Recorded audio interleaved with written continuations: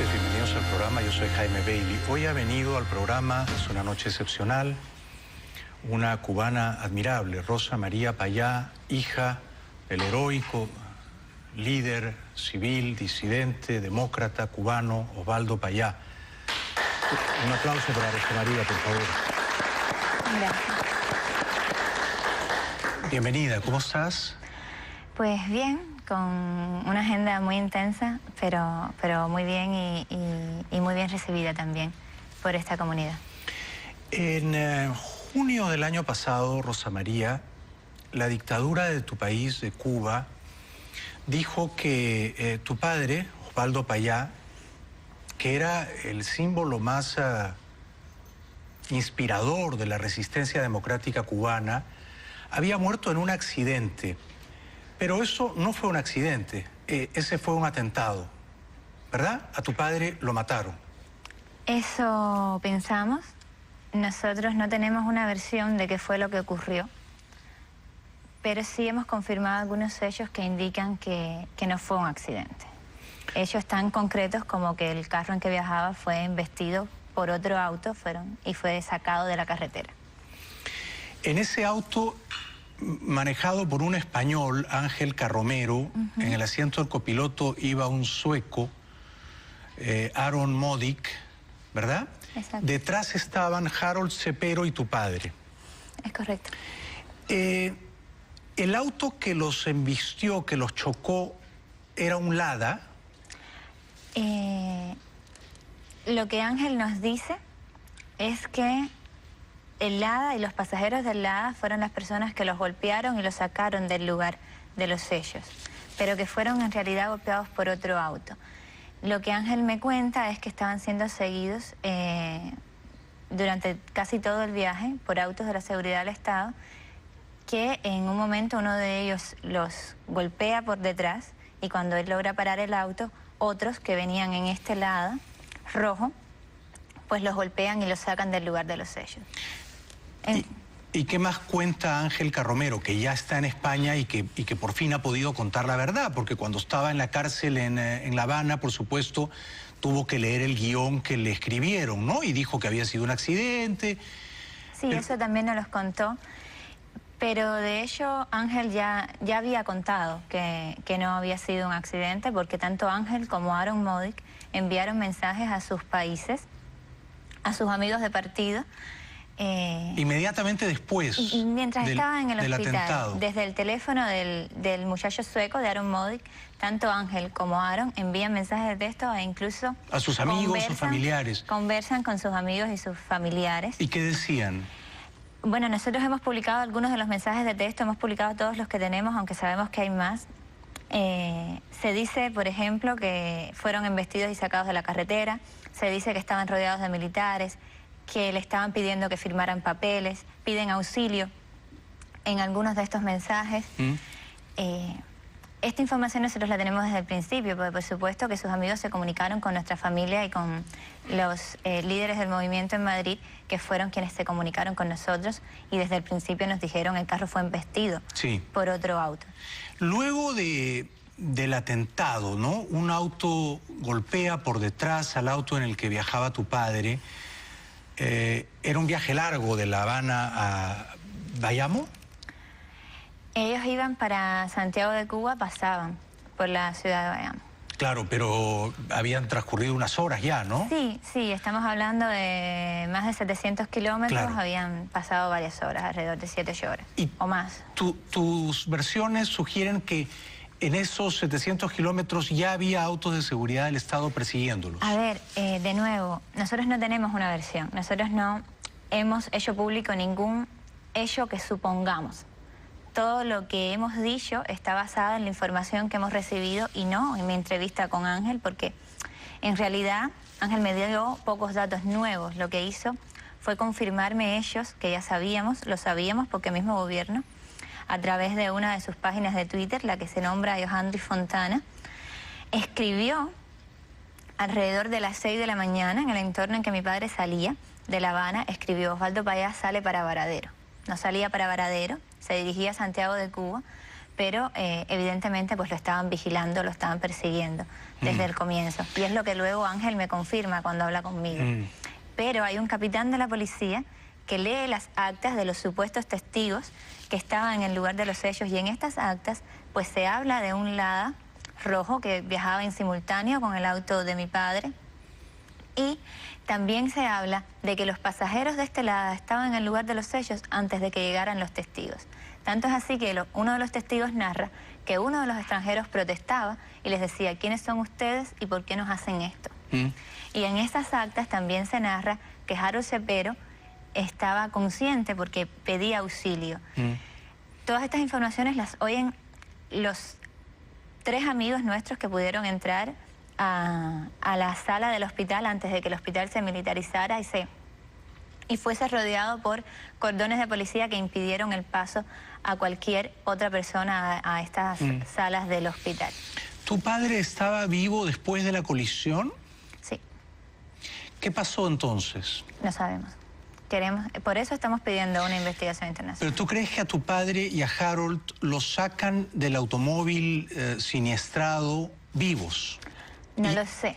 Yo no sé qué pasó el segundo después, porque ni en las actas de los testigos que se leyeron en el hospital, ni Ángel puede saberlo y Aaron, porque fueron sacados forzosamente del lugar de los hechos. O sea, el español Carromero y el sueco Modic fueron retirados del auto chocado, dejando dentro a tu padre y a Harold.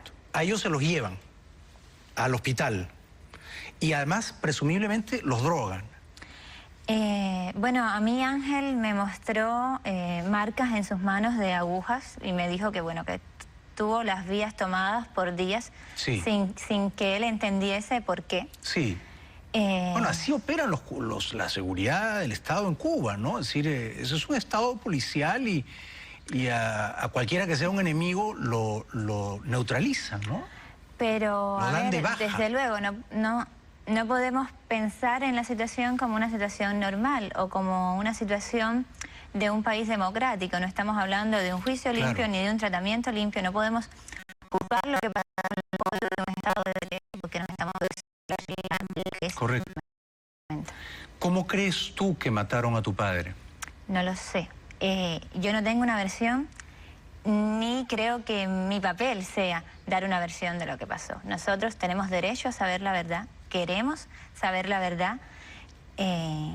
Nos parece además fundamental en este momento en que la represión contra los miembros de la oposición y contra el movimiento democrático cubano ha crecido visiblemente, pues que se llame la atención sobre la impunidad con la que el gobierno cubano pues se está manejando dentro de la isla y se proteja a las personas que están luchando por esos derechos y a sus familias. Dentro de la investigación que tú con toda justicia pides, ¿no correspondería pedir una autopsia? ¿Se practicó una autopsia? Esta autopsia fue realizada casi de manera forzosa. Por supuesto que... ¿Por ellos? Ni mi madre ni nosotros, por supuesto que por ellos. No por un médico forense independiente, confiable. Eso no existe en Cuba. Por eso. Nosotros no queríamos, por supuesto, acceder a esa autopsia, al menos no antes de que pudiéramos ver el cuerpo de mi padre, pero ¿pudieron verlo? No, los amigos nuestros que estaban en el hospital nos llamaron y nos dijeron, nos han dicho que las neveras están rotas. En ese momento ya nos habían dicho, estábamos en el aeropuerto, en ese momento ya en el aeropuerto nos habían dicho que ni los asientos de emergencia que se guardan para situaciones de urgencia, que ni esos asientos los podíamos utilizar, o sea que no íbamos a poder llegar a Bayamo en poco tiempo. Nos quedaba irnos por carretera y el viaje es de 8 o 10 horas, o bueno, acceder a que trajeran su cuerpo. Pero en cualquier caso era mucho tiempo y pues el cuerpo necesitaba ser preparado. Nosotros lo que esperábamos era que pudiese ser puesto en una nevera hasta que nosotros llegáramos, y eso no sucedió porque nos dijeron que las neveras estaban rotas. O sea que la única opción que teníamos era acceder a esa autopsia. ¿Tú no pudiste ver el cuerpo de tu padre? Yo solo lo vi vestido, nosotros estamos exigiendo los informes de autopsia desde el principio, tanto de mi padre como de Harold Cepero. Hay que saber que dentro del sistema penal cubano, las familias de las víctimas no tienen ningún derecho, ninguno. Pero el informe de autopsia es algo que sí se entrega a las familias, que dura alrededor de un mes el trámite para entregárselo. ¿No les fue entregado? No, no solo no nos fue entregado, lo hemos exigido en muchos momentos. Mi madre, de manera personal, viajó hasta Bayamo, estuvo en el tribunal provincial, estuvo en el hospital, estuvo en las oficinas de medicina legal. En todos los lugares les dieron excusas. Lo último que le dijeron es: se lo enviamos por correo. Y hasta ahora no tenemos ninguno de los dos informes de autopsia, que es lo único a lo que tienen derecho las familias de las víctimas. Yo creo que a tu padre lo mataron. Tú también crees eso, ¿verdad? Pero además habían atentado contra él en varias ocasiones, ¿correcto? ¿No habían ocurrido accidentes automovilísticos sospechosos? Alrededor de 2 meses antes, mi madre y mi padre estaban manejando el Volkswagen del 64 que tiene mi familia y recibieron igualmente un impacto por detrás, un impacto tan grande que... ¿En La Habana? Que el carro se volcó y cayó sobre la senda contraria. En ese momento no murieron de milagro. ¿De milagro? De puro milagro. Pero el auto volcó... Y cayó sobre la senda contraria. O sea, que pudo ser arrollado por otro auto. Perfectamente. No fue una cosa casual, fortuita, fue un sabotaje, fue un auto que fue embestido. Ellos recibieron un golpe por detrás que no supieron de dónde vino. La policía estaba allí tan inmediatamente. Y tan inmediatamente fueron llevados al hospital que ellos ni tan siquiera vieron el auto y el conductor que les impactó. O sea que esto ocurrió 2 meses antes de la muerte de tu padre a fines de junio del año pasado. Sí. O sea que es muy evidente que la dictadura de los Castro se había propuesto matar a tu padre, Osvaldo Payá. ¿Por qué? ¿Por qué quería matarlo? Yo no creo que haya una razón para matar a nadie. No porque tú eres una buena persona, no porque tú eres una persona que tiene principios y que crees en la paz, pero los que tienen el poder en Cuba no razonan como tú. Bueno, yo creo que es una realidad que no depende de una opinión, ¿no? Yo creo que no hay una razón para matar. Alguien puede pensar diferente, pero eso no significa que eso sea verdad. Nosotros estamos, de hecho, intentando buscar esa verdad, intentando que se reconozca y se investigue lo que ocurrió. Mi padre se encontraba inmerso en un trabajo por la democratización de Cuba.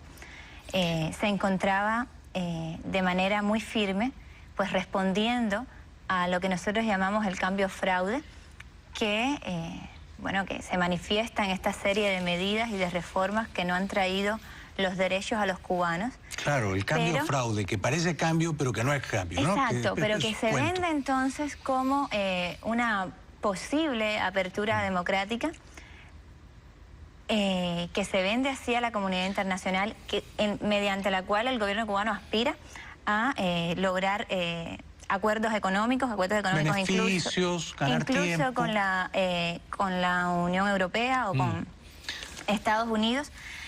Esto nos parece que es una estrategia del gobierno cubano, pero que en cualquier caso no ofrece nada al pueblo de Cuba. Y ante eso, pues mi padre, nuestro movimiento, y yo creo que el movimiento democrático cubano, pues sí tiene una alternativa, la tenía y la defendía, y en muchos sentidos la diseñó mi padre, y en eso se encontraba.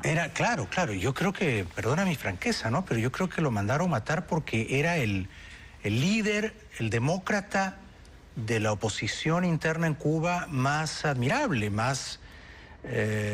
con más predicamento, y por lo tanto se había constituido en una amenaza real a ese régimen dictatorial. Y esa dictadura opera de esa manera. Cuando surge un peligro, como fue en su momento el general Ochoa o los hermanos de la Guardia, como eran los aviadores de los hermanos al rescate, lo que hacen es actuar como matones, deciden eliminar ese peligro, ¿no? ¿No crees que yo creo que hay un reconocimiento implícito a que tu padre se había convertido en un líder importante, peligroso para ellos, que desafiaba su poder? Yo creo que en todo caso manifiesta una ceguera muy grande, porque lo que nosotros buscamos como movimiento político pues no va en contra de nadie, al contrario, va a favor de los derechos para todos, va a favor de una transición democrática, de una solución legal y pacífica, que es una solución incluso para el gobierno cubano, porque lo que es innegable es que la situación actual no es sostenible en el tiempo. Entiendo.